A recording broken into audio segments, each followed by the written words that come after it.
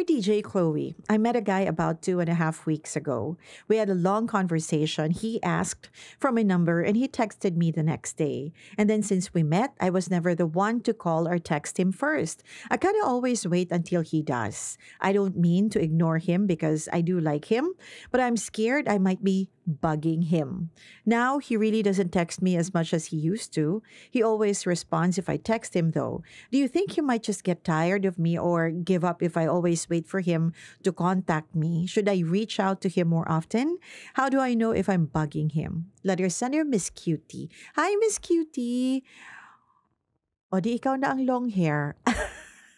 Hayaan mo siya ang mag-effort. But if you want this to progress, it doesn't hurt, to make an effort sometimes. Okay lang naman yun. Uso na yun ngayon. A simple text or phone call will do just to check on how he's doing.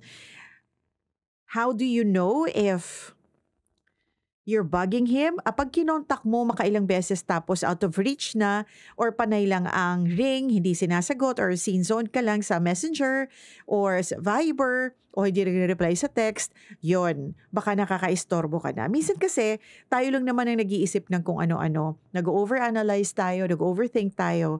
Kaya, ayun, nagiging komplikado. Life is simple. So if you just want to keep in touch, text or call. If not, then don't. Pag hindi sumagot sa mga makailang beses, edi, hayaan mo na lang siya na siya ang kumontak sa'yo. Kasi pag interesado naman yan, alam mo yun, gagawa ng effort yan. Kung minsan, baka busy lang yung tao, o baka minsan. Pero, alam mo yun, sa first few days ng when you meet a guy and, if you feel there's a connection, mararamdaman mo naman.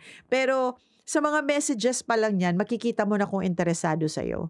Pag minsan mga thumbs up lang or heart-heart lang ang mga chat mo or parang alam mo yon hindi siya sa start ng conversation ay hayaan mo na. You're wasting your time. Thank you so much for your letter, Miss Cutie. Hey, thanks for watching! For more exclusive videos and artist interviews, you can check out our videos by clicking here. And don't forget to follow us on our social